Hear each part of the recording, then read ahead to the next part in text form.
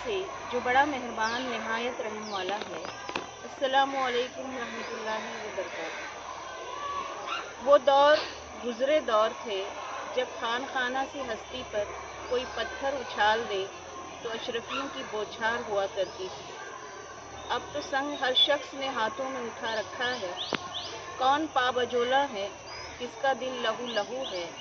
कितने एहसास के मुजल्ला आईने किरची किरची हो गए कि मीर का शेर याद आता है।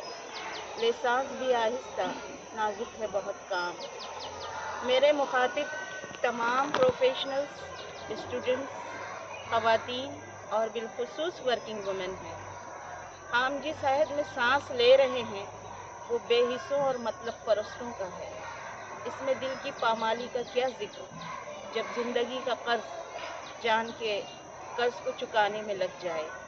इसलिए ज़रूरी है कुछ ऐसे इक़दामात की जिससे हम इस आब व खाक व बात के जहां को पाबगुल होने की बजाय पाबगिल बना सकें। और इसके लिए हमको हैप्पी हार्मोन्स को समझना ज़रूरी है।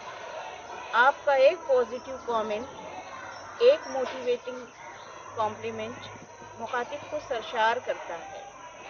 आपका एक जुमला उनके लिए एनर्जी बूस्टर का काम करता है।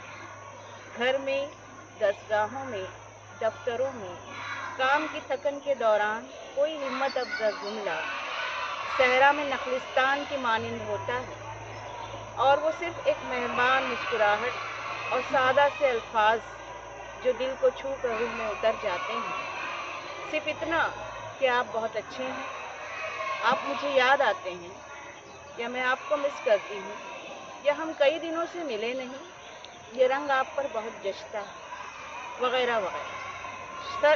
शर्त सिर्फ नीयत के इखलास की है।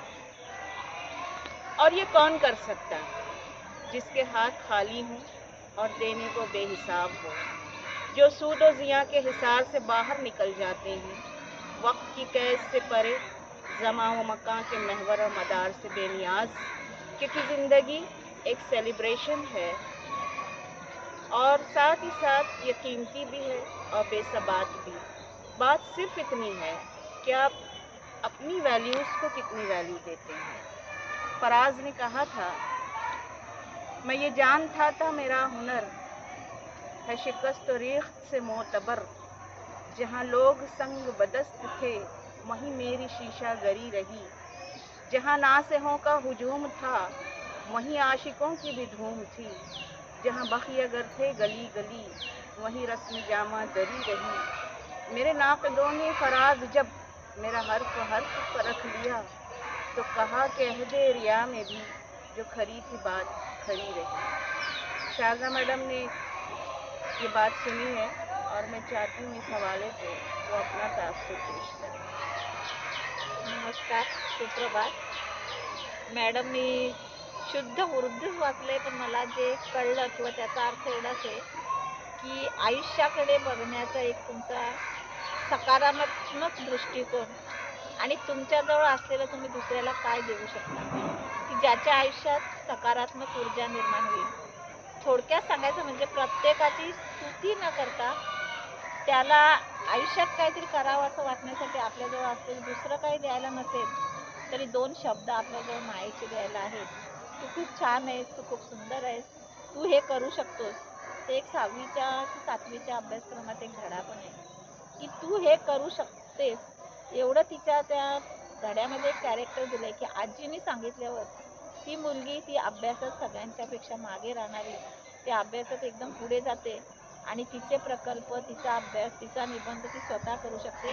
फक्त आजीचं एकच वाक्य होतं की हे तू करू शकतेस. तर आपण अशा आयुष्यात कितीतरी व्यक्ती आपल्याला रोज भेटतात, त्यांना आपल्याजवळची सकारात्मक ऊर्जा थोडीफार जरी दिली, तू हे करू शकतेस, तुला हे चांगलं येते, तू हे करशील, तर त्यांच्या जीवनात बदल होऊ शकतो आणि आपण पण काहीतरी मिळवण्याचं महत्त्व समजू शकतो.